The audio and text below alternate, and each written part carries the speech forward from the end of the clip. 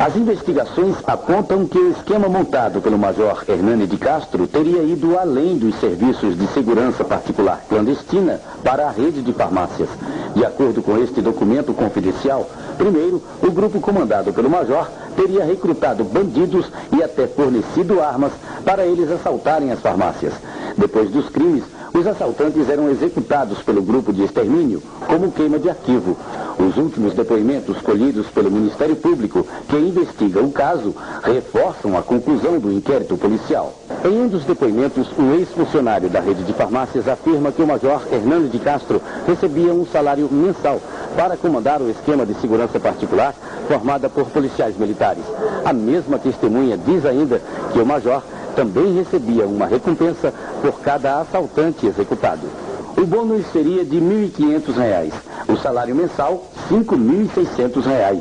Mais de 30 pessoas, entre assaltantes, suspeitos e até inocentes, foram executados nos últimos 5 anos. No destaque dessa foto, o Major Hernani de Castro aparece à paisana numa das farmácias, onde um suposto assaltante teria sido assassinado pelo grupo de extermínio, comandado pelo Major. O Ministério Público denunciou 12 pessoas. 7 dos envolvidos estão presos, entre eles o próprio Major Hernani de Castro e um capitão. Morte de sindicalista provoca paralisação de ônibus em São Paulo. O motorista Valério Moreira Filho foi assassinado durante a madrugada com 3 tiros em frente à garagem da empresa em que trabalhava. Ele é integrante do Sindicato dos Motoristas e Cobradores de Ônibus da capital. Em protesto, 244 ônibus deixaram de circular, afetando 120 mil pessoas. 4 pessoas são detidas acusadas de fraudar o INSS numa operação da Polícia Federal em São Paulo. O grupo obtinha benefícios de auxílio-doença mediante o uso de atestados e exames médicos falsos. Com eles, a polícia encontrou atestados, carteiras de trabalho e documentos. Preso o principal fornecedor de CDs piratas ao comércio de Belo Horizonte. A polícia chegou ao bandido depois de uma denúncia anônima. Foram apreendidos 3 computadores, gravadores, quase 2.000 CDs falsificados e 2 revólveres. 4 pessoas morreram carbonizadas após a queda de um helicóptero em Anita Garibaldi, em Santa Catarina. O piloto e 3 engenheiros faziam um voo sobre as obras de uma hidrelétrica quando o helicóptero se chocou com os fios de alta tensão. 2 homens são mantidos reféns no assalto a esta agência da Caixa Econômica Federal em São Paulo. Houve tiroteio e 2 pessoas ficaram feridas. Os tiros destruíram a porta de entrada do banco. 2 suspeitos foram detidos. Cinegrafista flagra o momento de um acidente dramático na Tailândia. Uma TV de Bangkok gravava uma prisão de ladrões de moto quando aconteceu o acidente.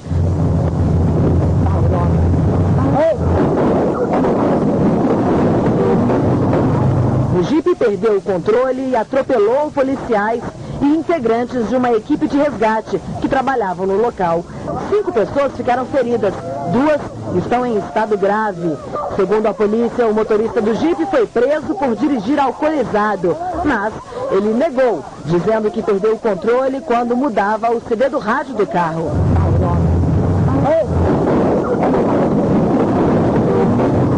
Na Rússia, acidente rodoviário mata 11 pessoas. Um ônibus se chocou com um caminhão em uma das principais rodovias de Moscou.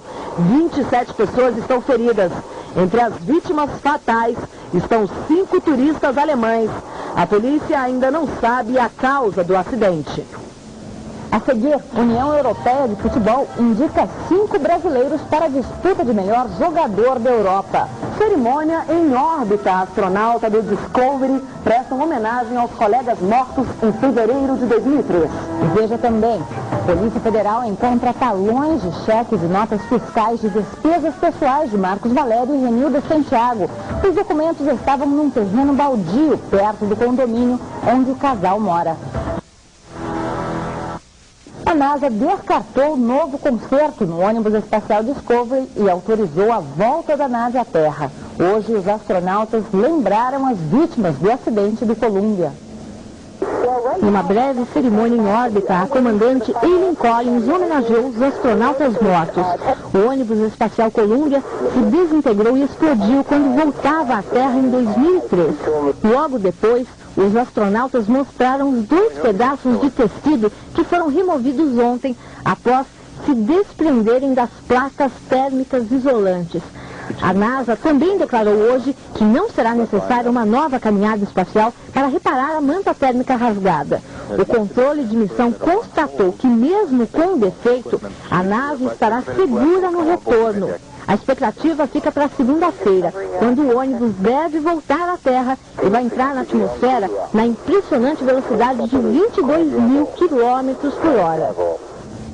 Polícia Federal corre contra o tempo para finalizar o inquérito que apura o suposto mensalão. O prazo de 15 dias para ouvir os envolvidos pode ser estendido.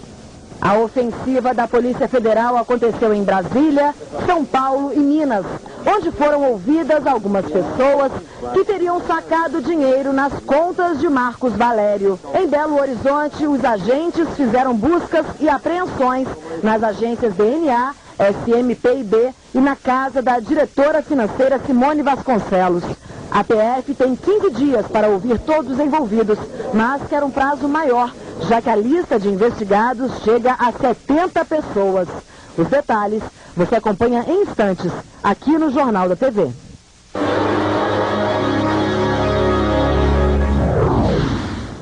Uma boa noite para você.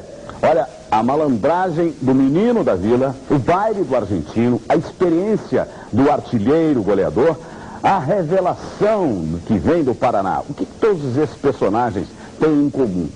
Você pode perguntar. Na verdade é o seguinte, eles se transformaram nos grandes nomes da abertura da 17ª rodada do Brasileirão. O argentino bailou o tango contra o Coritiba. Tevez abusou das arrancadas para colocar o Corinthians na liderança do campeonato.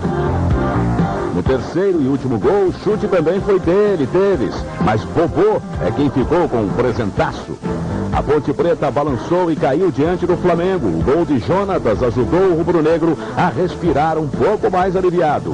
A revelação do Paraná Clube, Borges, ajudou a colocar a equipe paranaense na 3ª posição.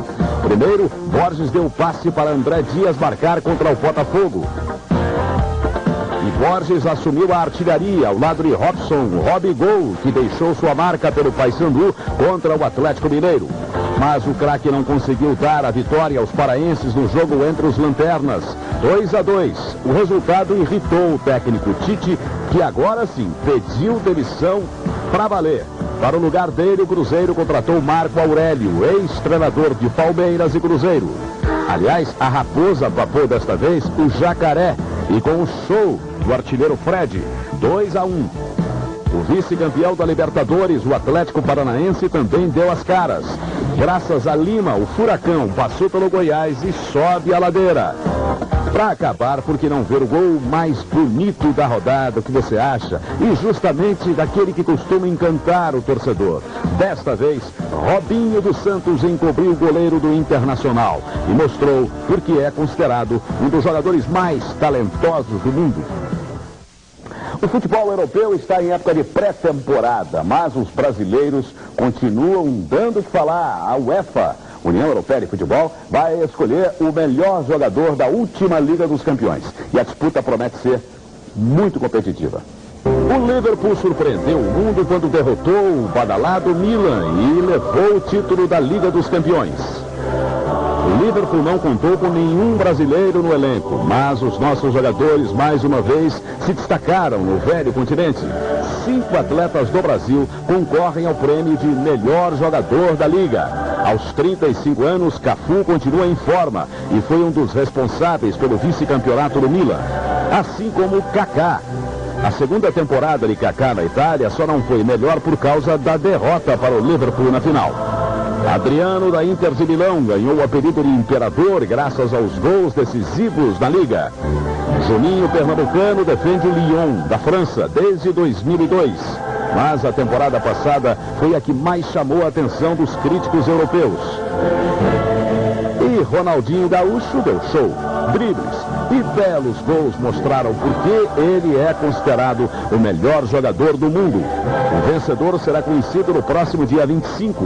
Os brasileiros tentam repetir o feito de Deco, ganhador do prêmio no ano passado. Mas a disputa vai ser acirrada. O favorito é Steven Gerrard, capitão do Liverpool. Veja a seguir, a Al-Qaeda volta a ameaçar americanos e britânicos com novos ataques. Roberto Jefferson depõe novamente, diz que corrupção começou no Palácio do Planalto. E veja também, seca em Portugal causa incêndios na região central do país. Mais de 1000 bombeiros tentam controlar as chamas.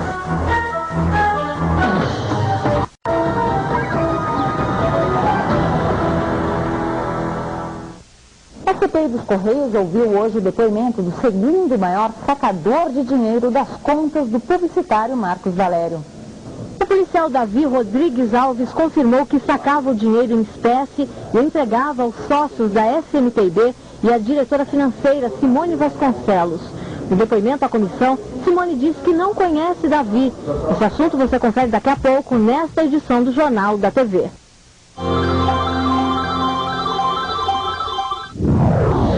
A Polícia de Londres realiza a mega operação antiterror na cidade. Cerca de 6.000 agentes vigiam sistemas de transporte que voltaram a funcionar normalmente somente hoje. Número 2 da organização terrorista Al-Qaeda alerta britânicos e americanos a novos ataques. Em uma gravação divulgada pela TV árabe Al Jazeera, Ayman al-Zawahiri disse que as políticas do primeiro-ministro Tony Blair vão provocar uma destruição maior em Londres. No Iraque, a ofensiva americana prende 20 rebeldes no oeste do país. Os ataques ocorrem um dia depois da morte de 20 fuzileiros das tropas dos Estados Unidos na região. No Oriente Médio, forças israelenses tentam impedir a invasão de manifestantes judeus na faixa de Gaza. Dezenas de pessoas foram presas e houve confusão. No norte da Galileia, um israelense matou a tiros 3 pessoas dentro de um ônibus.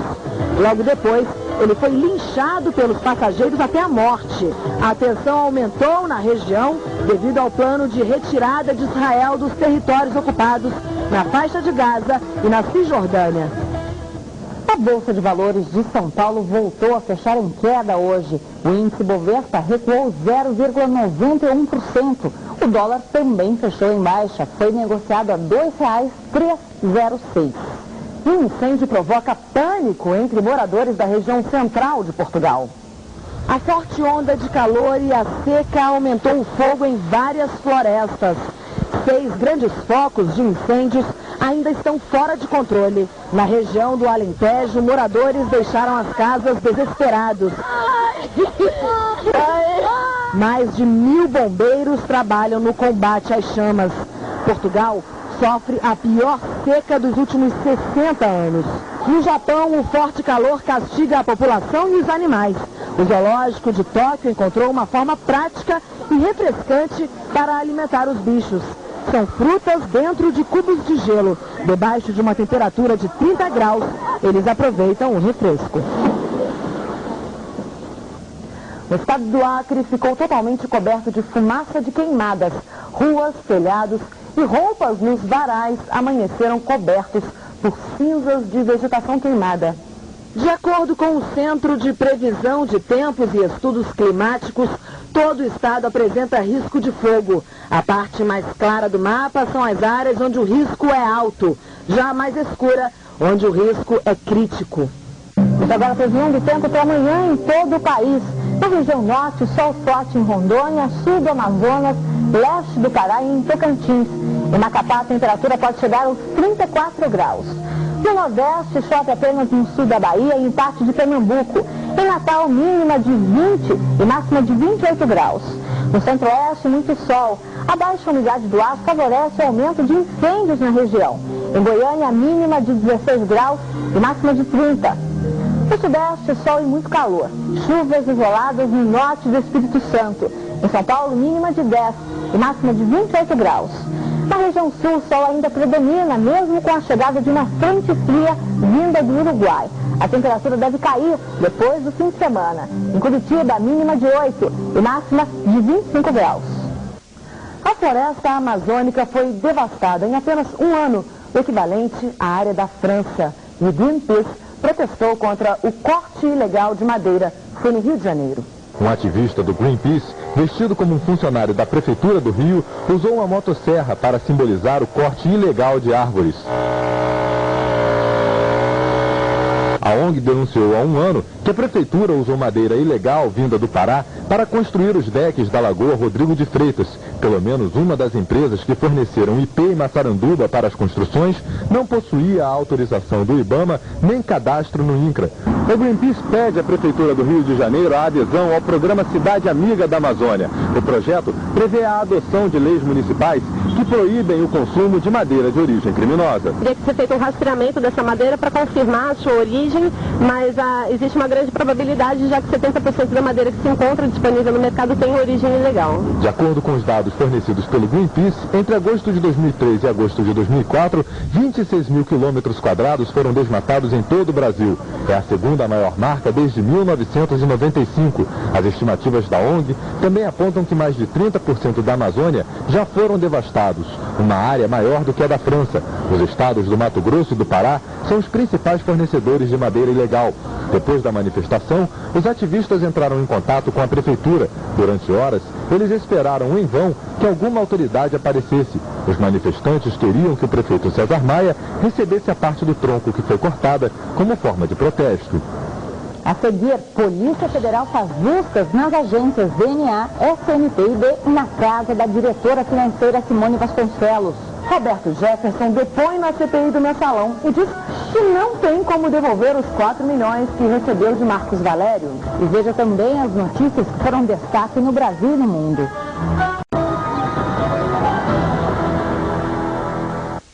Os deputados do PT envolvidos com saques em dinheiro nas contas de Marcos Valério começaram hoje a se justificar ao partido. Até agora, as explicações têm sido na base do "eu fiz porque todo mundo faz". Na reunião da Executiva Nacional na sede do Partido dos Trabalhadores em São Paulo, os deputados João Magno e João Paulo Cunha se anteciparam à convocação feita no início da semana e retornaram à casa para darem explicações sobre suas atitudes. Eles aparecem como sacadores nas contas do publicitário Marcos Valério, suspeito de operar o mensalão. João Magno foi mais corajoso. Assumiu que fez caixa 2 para campanhas eleitorais, confirmou que recebeu R$250 mil pela SMPB e disse que não emitiu notas fiscais a mando do próprio Marcos Valério, mas acredita que não cometeu crime. Eu não cometi um crime, porque eu não roubei a população. Eu cometi um desvio contra a lei brasileira, porque essa é a regra do jogo, infelizmente. Pela manhã, o presidente do Partido dos Trabalhadores, Tarso Genro, se reuniu com o presidente nacional da Ordem dos Advogados do Brasil, Roberto Bussato, que sugeriu a convocação do Conselho da República. A ideia é que o presidente Lula busque aconselhamento para explicar a crise no país.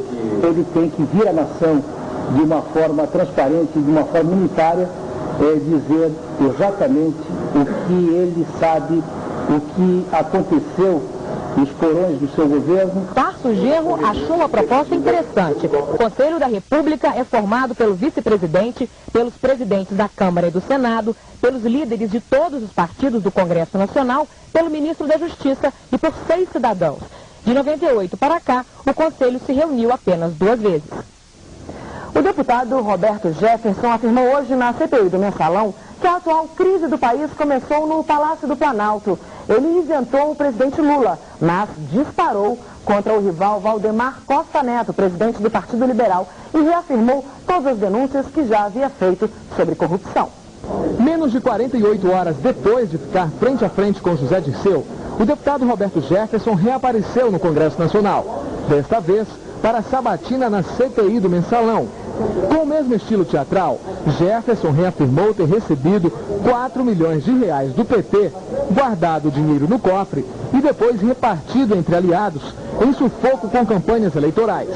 O deputado só não revelou o nome de quem recebeu e garantiu que não vai devolver o dinheiro. Eu não tenho os recursos e só não vou dizer para quem eu distribuí. Eu vou assumir isso pessoalmente, porque eu não vou destroçar pessoas inocentes. Numa provocação direta ao Palácio do Planalto, Roberto Jefferson insinuou que o esquema de pagamento de mesadas a parlamentares começou mesmo por lá. Pode até ter vindo para cá, mas ele não foi gerado aqui. O útero, a matriz da corrupção não está aqui, está do outro lado da rua. Porque o seu Valério, mesmo sendo embaixador do Brasil em Portugal para assuntos da área de telecomunicações, novo embaixador do Brasil, o seu Marco Valério Carequinha, ele não tem a gazua nem a chave do cofre dos dinheiros públicos do país. Mesmo assim, Roberto Jefferson voltou a isentar o presidente Lula. O senhor daria um cheque em branco para o presidente Lula? Eu daria um cheque em branco ao presidente Lula, retribuindo a confiança dele. Roberto Jefferson insinuou ainda que os benefícios financeiros do PT podem ter vindo da generosidade de outras empresas, que, a exemplo da Portugal Telecom, teriam aberto os cofres. E a marca PT virou a lata do lixo de todo mundo. O PT vê que a situação está péssima, as consequências são danosas para o Brasil e eles continuam escondendo a cabeça debaixo da terra. A Portugal Telecom já se dispôs a enviar ao Brasil executivos para explicar as ligações da companhia com PT e PTB. Mas a CPI do Mensalão quer mais. Vai propor a convocação de dirigentes do Banco Rural, BMG, Banco do Brasil e até dos fundos de pensão, que ao longo das investigações aparecem como as supostas fontes de receita do partido do governo e aliados. Durante o depoimento à CPI do Mensalão, Roberto Jefferson disparou munição contra o ex-deputado Valdemar Costa Neto, presidente do PL, comparando ao publicitário Duda Mendonça. Vejo que o deputado Valdemar Costa Neto, o ex-deputado, tem uma coisa muito similar ao Duda Mendonça. O Duda Mendonça gosta de briga de galo. E o Valdemar, na briga de bala, pode ser chamado de galo mutuca. É corredor. Bastou a dona Simone dizer que ele recebeu 10 milhões e 800, que ele botou 10 merréis no viado e correu. Apesar da aparente tranquilidade, Roberto Jefferson perdeu a compostura quando o senador Eduardo Suplicy entregou a ele um recorte de jornal narrando um encontro entre o ex-presidente do PTB e o ex-diretor de contratação dos Correios, Maurício Marinho. Nervoso, Jefferson rasgou o papel. Da Câmara dos Deputados.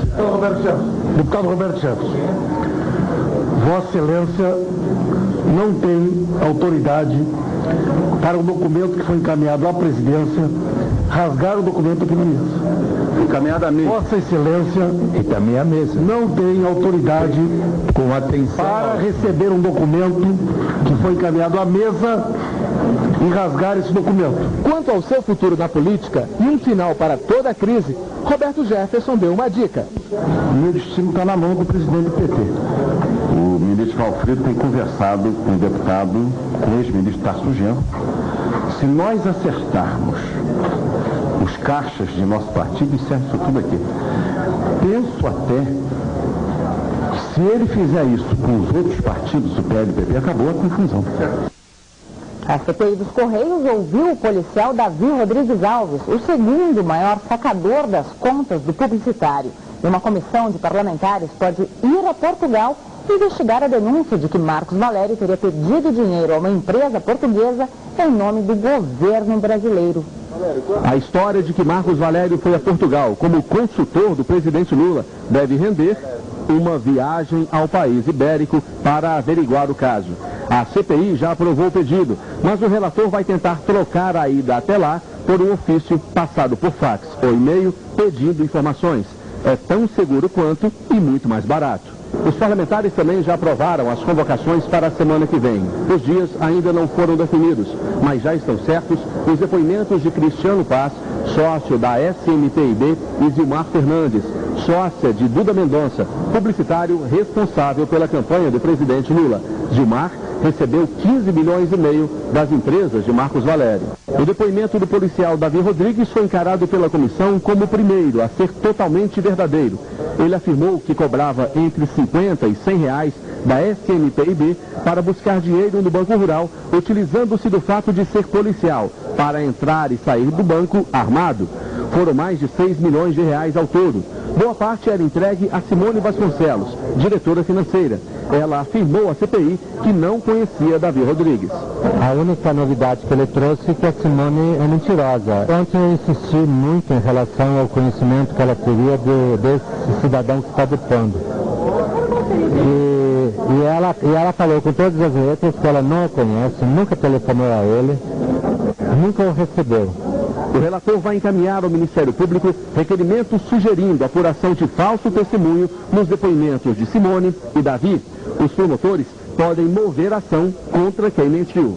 Enquanto os depoimentos na CPI dos Correios são disputados, na CPI dos bingos o plenário fica assim, praticamente vazio. Mesmo sem tantos holofotes, os parlamentares querem urgência na entrega dos pedidos de quebra de sigilo bancário.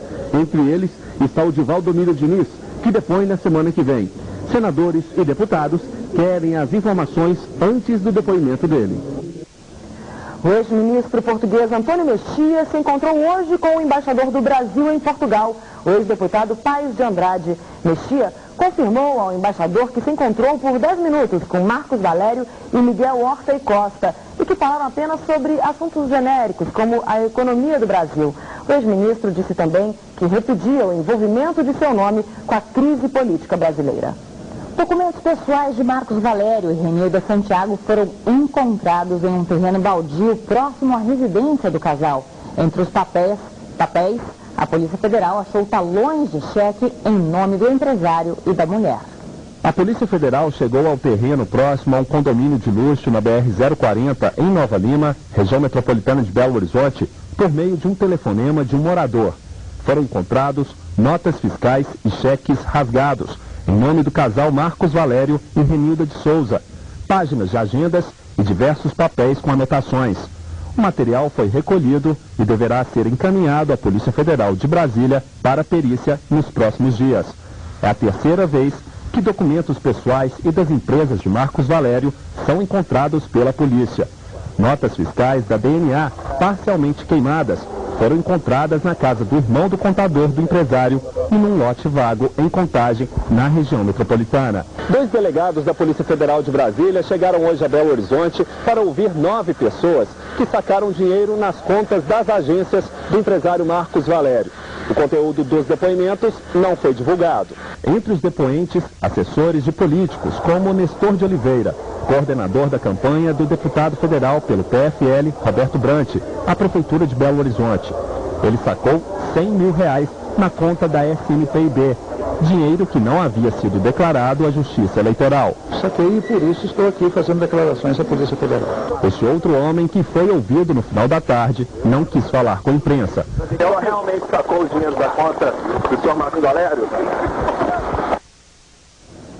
Em nota à imprensa, o empresário Marcos Valério afirma que os papéis pertencem à sua mulher, Renilda Fernandes. Os documentos teriam sido furtados e rasgados. Voltamos agora a Belo Horizonte, onde a Polícia Federal realiza operações de busca e apreensão nas agências SNPIB, DNA e na casa de Simone Vasconcelos. O repórter Daniel Fabris está acompanhando a ação da PF. A Polícia Federal deve cumprir ainda hoje o mandado de busca e apreensão expedido pelo Supremo Tribunal Federal, aqui onde mora a diretora financeira da SNPIB, Simone Vasconcelos. Há pouco foram apreendidos documentos na casa de Geisa dos Santos, gerente financeira da agência, e na SNPIB. Na outra empresa de Marcos Valério, a DNA, foram apreendidos, além de notas fiscais, 2 computadores. Todo o material foi levado para a sede da Polícia Federal em Belo Horizonte. Em São Paulo, a Polícia Federal ouviu 3 pessoas que teriam recebido dinheiro das contas de Marcos Valério. O publicitário Duda Mendonça depõe amanhã. O último depoimento na Polícia Federal foi da secretária do Partido dos Trabalhadores em São Paulo, Solange Pereira Oliveira. Ela confirmou que recebeu R$100 mil de Marcos Valério e repassou ao ex-tesoureiro Pelúbio Soares. Olha, ela entregou pro tesoureiro e foi isso que aconteceu. A Polícia Federal também ouviu o jornalista Gilberto Mansur e o policial civil aposentado Áureo Marcato. O depoimento do publicitário Duda Mendonça está previsto para acontecer na tarde desta sexta-feira aqui na Polícia Federal em São Paulo. Segundo Simone Vasconcelos, diretora financeira da SMPIB Comunicação, empresa de Marcos Valério, as empresas de Duda Mendonça foram beneficiadas em 5 saques com 15 milhões e 500 mil reais. A CPMI do Mensalão vai ouvir na próxima semana o publicitário Cristiano Paz, um dos sócios de Marcos Valério na agência SMPIB. É a primeira vez que o empresário vai prestar depoimento. Cristiano Melo Paz é um dos fundadores da agência SMPIB, ao lado do sócio Ramon Cardoso. Aos 50 anos é casado, tem 3 filhos e mora nesse prédio de luxo, num bairro nobre de Belo Horizonte. Formado em engenharia elétrica, sempre atuou na área de publicidade. O envolvimento de Cristiano Paz no suposto esquema do Mensalão foi cogitado há apenas 20 dias pela secretária Fernanda Carina Somágio, em entrevista exclusiva à Rede TV. O Cristiano era a pessoa de contato que facilitava para o Marcos e o Ramon ficava na parte de produção. Segundo Fernanda Carina, o publicitário recebia vários amigos em sua fazenda, que fica na estrada de acesso à cidade de Ouro Preto. Entre eles, o ex-ministro do Turismo, Valfrido Mares Guia. A secretária afirmou que Cristiano e o ex-ministro nunca se encontraram na SMPIB, mas que se falavam sempre pelo telefone e que se tratavam como amigos íntimos. A SMPIB anunciou um corte de 35% nos custos. Os clientes estão fugindo da agência, o que derrubou o faturamento. Nos últimos 2 anos, a SMPIB movimentou mais de 400 milhões de reais. As mudanças já aparecem no site da SMPIB. A relação de clientes está em branco. Há um mês, a maior agência de publicidade de Minas tinha grandes contas. Correios, Ministério dos Esportes, Câmara Federal, Governo de Minas e do Distrito Federal. Muitos desapareceram. Um golpe nas finanças da empresa. Segundo o deputado federal Onyx Lorenzoni, a SMPIB movimentou mais de 200 milhões de reais em 2003, o que equivale a um gasto de 761 mil reais com CPMF. No ano passado, o faturamento foi de 239 milhões, com pagamento de 910 mil reais de contribuição sobre a movimentação financeira. Só no primeiro trimestre deste ano, a SMPIB pagou 260 mil reais de CPMF. Hoje, a empresa anunciou um corte de 35% nos custos. A economia inclui redução de despesas e demissões de parte dos 98 funcionários que trabalham nos escritórios de Brasília e Belo Horizonte. A empresa não informa o número de demissões. A crise na agência SMPIB começou depois das denúncias de envolvimento do empresário Marcos Valério no suposto esquema do Mensalão. Documentos da quebra de sigilo bancário das empresas de Marcos Valério, que estão sendo analisados pela CPMI dos Correios, mostram que saíram das contas da SMPIB, DNA e Grafite 55 milhões de reais. Dinheiro repassado a políticos, diversos partidos e assessores. Os maiores saques foram feitos nas contas da SMPIB. No depoimento que prestou ontem à CPMI dos Correios, a diretora financeira da agência, Simone Vasconcelos, afirmou que a empresa não tem mais como se manter no mercado. O governo federal suspendeu 2 contratos que tinha com a SMPIB. O primeiro foi o dos Correios, que só este ano pagou à agência 15 milhões de reais. O governo de Minas também cancelou os negócios com a SMPIB e a DNA, que na semana passada demitiu 30 funcionários do escritório de Brasília. Mais de 50% das contas do governo de Minas eram da SMPIB e DNA. Também está suspenso o contrato da Assembleia Legislativa Mineira no valor de 10 milhões de reais. Clientes do setor privado também abandonaram a SMPIB. Os problemas financeiros da SMPIB vão além da queda de receita. O Banco Rural cobra na Justiça o pagamento de um empréstimo que hoje chega a mais de 38 milhões de reais. Na Polícia Federal, os 3 sócios da empresa estão sendo investigados por sonegação de contribuições previdenciárias. No ano passado, fiscais do INSS autuaram a agência por ter funcionários regulares sem carteira assinada, contratados como prestadores de serviço. Documentos mostram que parte das despesas da festa de posse do presidente Lula foram pagas pelo Partido dos Trabalhadores. O dinheiro teria saído das contas do publicitário Marcos Valério. 2 notas fiscais emitidas em 2002. Na descrição dos serviços, constam os preparativos para a festa de posse do presidente Luiz Inácio Lula da Silva.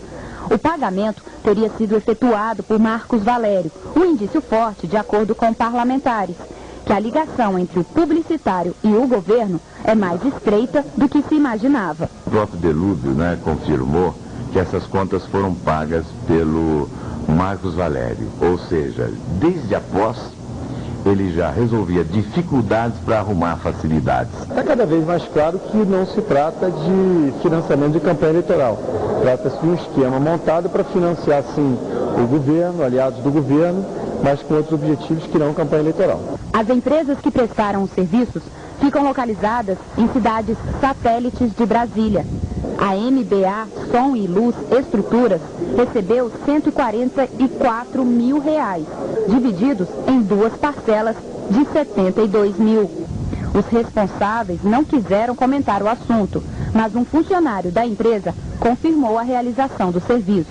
Foi essa a posse, aqui está o material que está na posse lá. Toda aquela personalização, iluminação, palco, tudo. Já a matéria-prima, uma das empresas que participaram da produção da festa do presidente, recebeu R$25 mil. Essa nota fiscal confirma o recebimento de 30% do valor. O endereço é, na verdade, a residência dos pais do dono. Diante dos indícios, até os governistas apoiam uma apuração rigorosa do assunto. O PT vê isso de modo crítico, porque houve uma relação não autorizada pelas instâncias partidárias entre o senhor Delúbio e o senhor Marcos Valério. Isso, evidentemente, o PT critica, até porque o seu diretório não tinha conhecimento. A Presidência da República informou que as despesas da posse do presidente Lula foram pagas pelo Itamaraty, mas não deu qualquer informação sobre a festa popular organizada pelo publicitário Duda Mendonça e pelo PT. Duda Mendonça também aparece na lista que Marcos Valério entregou ao Ministério Público. Ele teria recebido o dinheiro das contas do publicitário. Veja agora as notícias que foram destaque hoje no Brasil e no mundo. Roberto Jefferson diz na CPI do Mensalão que não tem como devolver os R$4 milhões que recebeu do publicitário Marcos Valério. Jeep perde controle e atropela policiais que prendiam ladrões de motos em Bangkok. Mais de 200 ônibus deixaram de circular hoje em São Paulo em protesto à morte de sindicalista. 4 pessoas morreram na queda de um helicóptero durante vistoria nas obras de uma hidrelétrica em Santa Catarina. O número 2 da Al-Qaeda apareceu hoje em gravação, fazendo ameaças de ataques contra Londres e Estados Unidos. A União Europeia de Futebol indica 5 brasileiros para a disputa de melhor jogador da Europa. O Jornal da TV fica por aqui. Mais notícias no Leitura Dinâmica. Você fica agora com o Super Pop. Uma boa noite. Boa noite, até já.